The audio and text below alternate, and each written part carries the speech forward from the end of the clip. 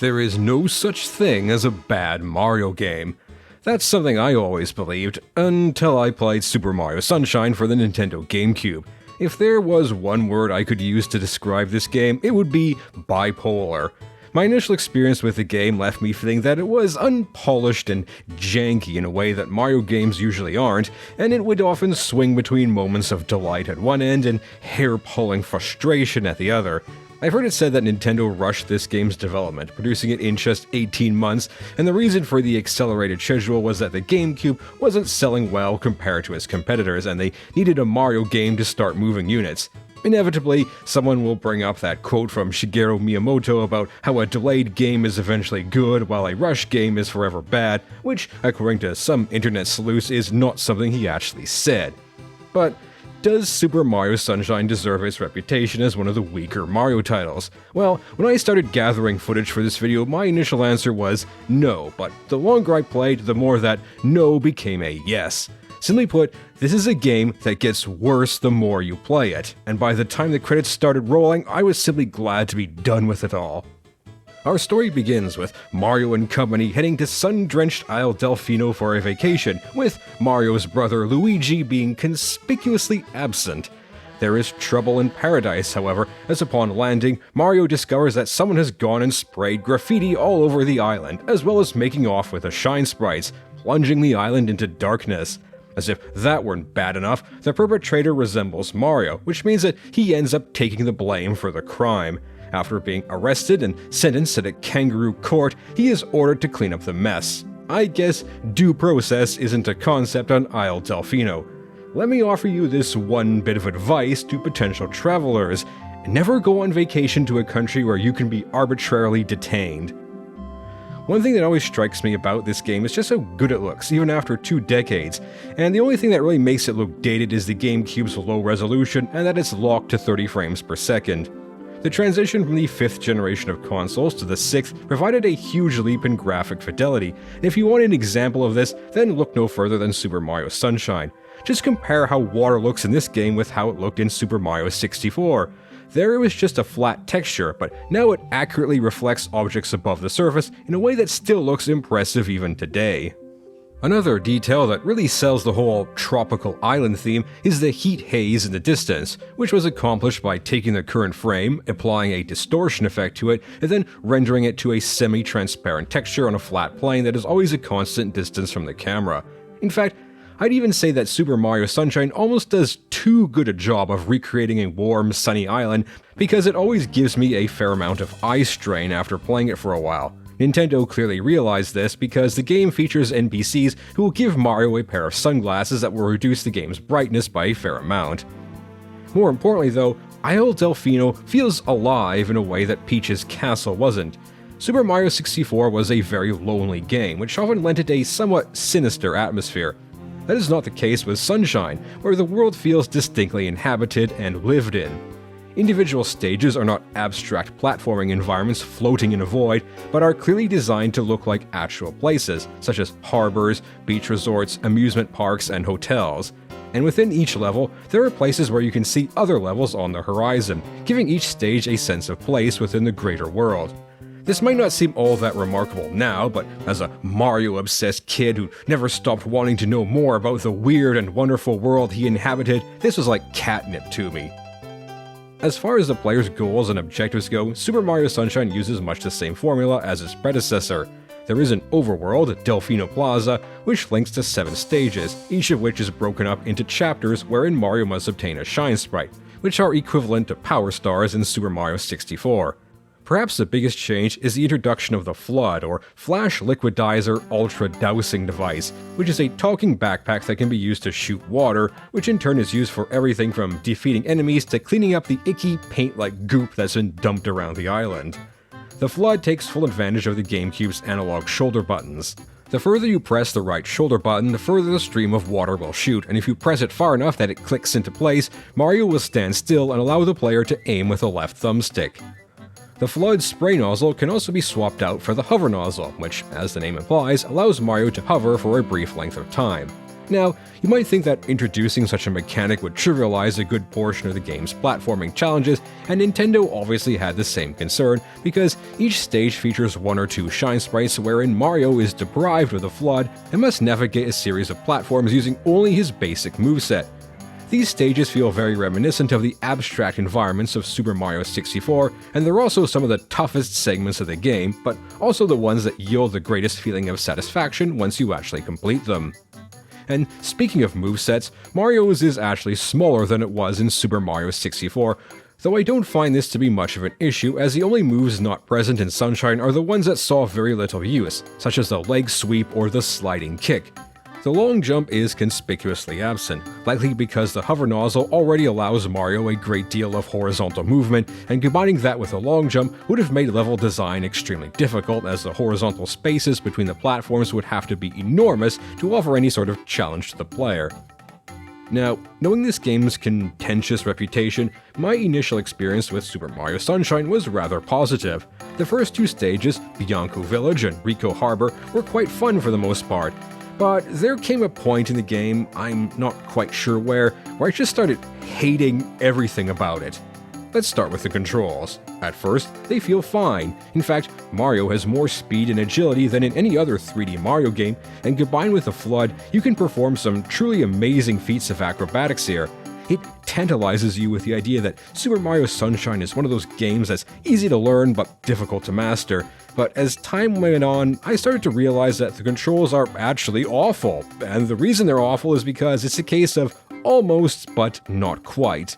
It's hard to put into words for someone who hasn't played it, but Mario feels slippery, for lack of a better word, like he's always on the verge of careening out of control, and that he never quite does exactly what you want him to. He accelerates very quickly, and even small movements of the thumbstick will move him a considerable distance, which lends the game a twitchy, nervous feel. I think the controls issue is best demonstrated by rapidly flipping the thumbstick back and forth, which lets you see clearly how Mario just floats around, barely even touching the ground. Simply put, the game's controls would be improved by giving Mario a little more inertia and friction, and evidently Nintendo realized as much because that's exactly what they did in Super Mario Galaxy. Seriously, try playing Sunshine for a few hours and then pick up either the two Galaxy games or Odyssey, and you'll find that the difference is like night and day. Sure, Mario in those games might not be as mobile as he is in Sunshine, but his movement feels a lot more predictable and controllable. Another issue with Super Mario Sunshine is the comparative lack of freedom. In Super Mario 64, you needed to obtain 70 stars to complete the game, but which stars you obtained was something largely up to the player. And while each stage was divided into chapters dedicated to a certain power star, the game typically didn't force you to obtain that particular star. This meant that Super Mario 64's difficulty was self-balancing to a degree. If the player felt that a certain power star was too difficult, then they could simply choose to ignore it. All that has changed in Sunshine. You must obtain the first 7 shine sprites in each world to unlock the endgame, and those shine sprites must be obtained in the order ordained by the developers. But all this is a mere sideshow to the biggest problem with Super Mario Sunshine, which is that it does not respect your time. In fact, this game is positively delighted with the prospect of wasting your time, and this is baked right into the design of the levels themselves. One thing that immediately becomes apparent is that the levels have far more verticality than those of Super Mario 64. One shine sprite in Bianco Hills has you climbing a series of ropes to collect 8 red coins. Rico Harbor is centered around a towering lattice structure that the player must climb. Noki Bay is almost entirely vertical in its design. This is something clearly informed by the presence of the hover nozzle. Because it gives Mario so much horizontal range, designing levels around horizontal movement would have made them enormous, so Nintendo decided to arrange them vertically instead, since Mario's range of vertical movement is much more restricted. But this decision came with a cost. Traditionally, failing platforming challenges in Mario games resulted in the player plummeting into a bottomless pit and losing a life. But in Sunshine, bottomless pits are rarely encountered outside of the floodless stages. Now, mistakes are punished by having Mario fall into a pool of water without the loss of a life, but this is nowhere near as merciful as it sounds. Losing lives doesn't really matter because extra lives are just a holdover from the arcade era and are effectively meaningless in a game that lets you save your progress anytime you wish. Instead, Sunshine punishes you by forcing you to waste your time getting back to where you were when you failed. A recurring experience in this game is spending several minutes climbing up to your destination, only to end up falling, often on account of the dodgy controls, and then you are made to spend several more minutes climbing back up. This verticality also plays havoc with the camera, which is a shame because Sunshine actually improves on the somewhat annoying camera controls of Super Mario 64. Instead of being restricted to fixed angles and zoom levels, the player has full analog control over the camera using the right thumbstick. But the problem is that, since most levels are oriented vertically, there is always some piece of level geometry that ends up obstructing the camera's view or simply blocking its movement. But perhaps the most annoying behavior of the camera is when using the hover nozzle, because it will automatically rotate to move into position behind Mario, and I have no idea why Nintendo had it behave that way. The issue is that the direction Mario moves is dependent on the camera angle, so if you try to hover in any direction other than forward, you'll have to be constantly adjusting the angle on the thumbstick to keep Mario moving in the same direction. But bad camera and questionable level design aside, the biggest problem with Super Mario Sunshine is that there are so many shine sprites that are beyond tedious to obtain. Let's start with Yoshi's Fruit Adventure, which is doubly painful because it also demonstrates just how bad this game's implementation of Yoshi is. Mario's dinosaur friend was largely absent from Super Mario 64, appearing only when the player had obtained all 120 Power Stars. In Sunshine, he's a part of the game proper, but he's handled so badly that players might wish that Nintendo hadn't even bothered. To start, getting a Yoshi requires bringing him a fruit, which might take you no small amount of time. And once you do get a Yoshi, you'll find that, unlike Super Mario World, he's hardly an upgrade over Mario's current abilities. All Yoshi can really do is spit juice, which is no different from the Flood's spray nozzle, and he can also perform a flutter jump, which is worse than what the Flood's hover nozzle can do. Sure, there are some enemies that only Yoshi can defeat, but these encounters are extremely rare. And worst of all, Yoshi dissolves when he touches water. I know that the Mario games run on cartoon logic, but I find it hard to believe that a species that dies upon contact with water would ever choose to dwell on a tropical island. So let's get back to Yoshi's Fruit Adventure. Upon finding a Yoshi egg, the player will then need to find a durian to hatch him. Getting one involves ground pounding atop one of these dispensers, but the fruit that appears is random, so you will have to jump back and forth between the two dispensers until a durian appears, which can take several minutes if you're unlucky. Then, once you have a Yoshi, you'll have to spray juice at these jumping fish, which turns them into horizontally moving platforms. You must then ride these platforms to this alcove and have Yoshi eat a coconut, which causes his juice to turn the fish into platforms that move vertically. Then you must ride these platforms up to this structure, which has a hole covered by this orange goop that only Yoshi can remove. If you miss a jump at any point, then you'll plummet into the water, causing Yoshi to dissolve, which means you have to go through the whole process of getting a durian to hatch him all over again. Time wasted. Or how about Lily Pad Ride, a mercifully optional shine sprite that once again requires you to find a certain fruit to hatch this Yoshi egg sitting atop a building. Then you must use the sewer pipes to go to this island, hop on board one of these painfully slow-moving ships, which, after several minutes of total boredom, will bring you to this island with a warp pipe covered in more of the orange goop that only Yoshi can deal with. This all is just a setup to the real challenge, using the Flood to maneuver a disintegrating lily pad down a stream of poisonous water which will kill Mario instantly should he touch it, with your goal being to obtain 8 red coins. If you fail, which you almost certainly will, you might be tempted to hop into this warp pipe, thinking that it will take you back to the top so you can have another go at it, but no! Instead, it takes you all the way back to Delfino Plaza, meaning that you have to do the whole tedious Yoshi hatching and boat riding all over again. Time wasted. Or how about the Watermelon Festival in Gelato Beach, where the player must roll the largest watermelon into this hut. There are several watermelons lying around the beach, but none of them are big enough, so they must instead use this one found higher up on a ledge. That would be easy, except that the beach is crawling with these red cataquacks that will fling the watermelon into the air and destroy it. So to make things easier, you can clear the beach of cataquacks, which involves luring them to these sprouts and then spraying them with a flood. The problem is there are a lot of red cataquacks, so there is a lot of tedium involved. But it's Sirena Beach that truly takes surprise for the sheer amount of time-wasting shine sprites. In the mysterious Hotel Delfino, the player must get into the indoor pool to get the shine sprite, and the entrance is unfortunately blocked by this pianta. To get into the pool, the player must first hatch this Yoshi egg, which requires a pineapple. The player may spend several minutes wandering the hotel in search of a pineapple without success, and the only way forward is to realize that this water leak in the men's washroom actually leads the player into one of the hotel rooms. From there, the player must make their way to this room with several crates containing pineapples, which they can use to hatch Yoshi. Once again, the player may be at a loss as to what to do next, because it's not immediately obvious that they need to go to this one specific room and jump on the bed to launch Mario into the attic. Then they must ground pound one of the cracked floor tiles to drop into the pool room, except that pounding the wrong tile will send Mario into one of the hotel rooms. He can leave through the door, but not while riding Yoshi, and the door locks behind you, so the player must wait for Yoshi to despawn before trying again. In another Shine Sprite, the player must first spray 2 slot machines until they roll all 7s. Then they have to spray this array of panels until they all flip over to make the image of a Shine Sprite, which is tougher than it sounds because your spray nozzle isn't the most precise instrument around, and you'll often end up flipping panels that you didn't want to flip.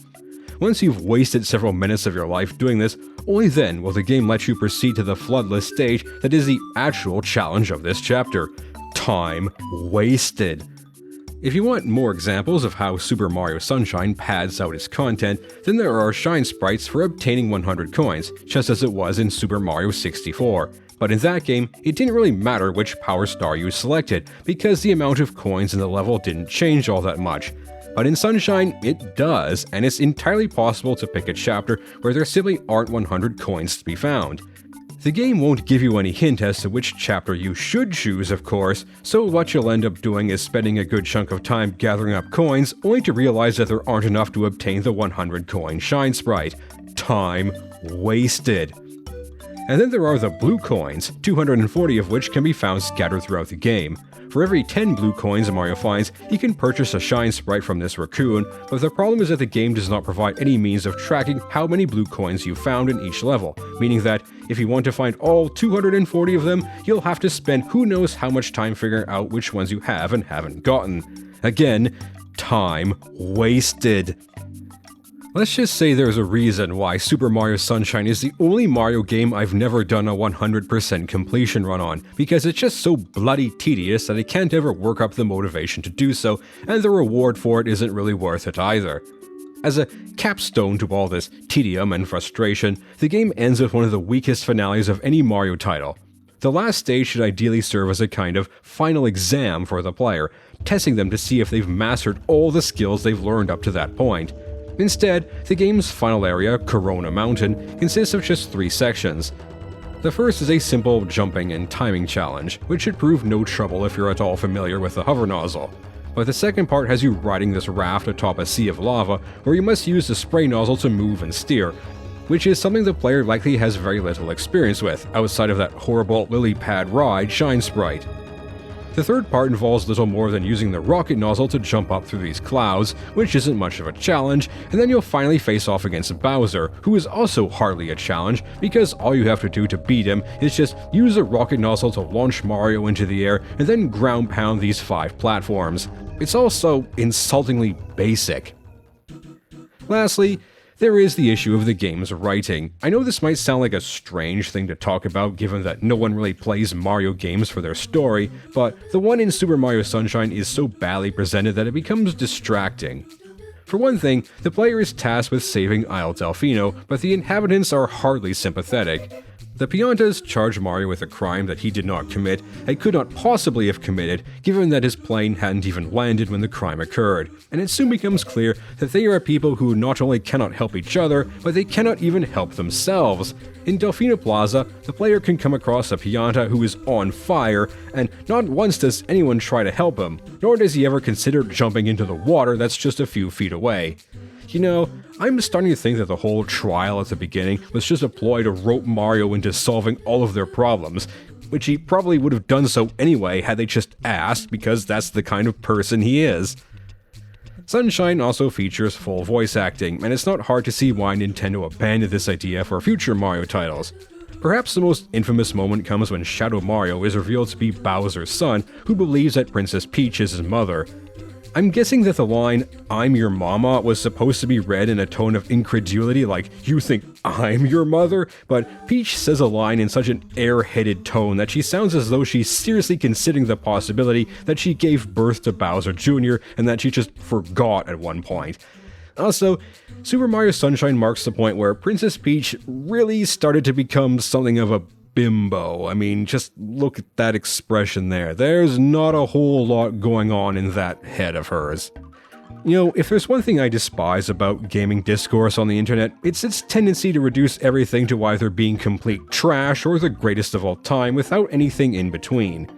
In reality, however, most games have both good and bad things about them, but with Sunshine, I feel that the bad parts outweigh the good, and that's why I'm confident saying that this game kind of sucks, actually. So much of it is frustrating, irritating, or just a plain waste of your time that I have a hard time recommending it. If you do decide to play Super Mario Sunshine, my general advice is to avoid doing any of the optional content because it's just not worth it. But I suppose in a way that's fitting for a game about a vacation gone wrong. What should be good times turns into aggravation after aggravation, and pretty soon you just want to go home.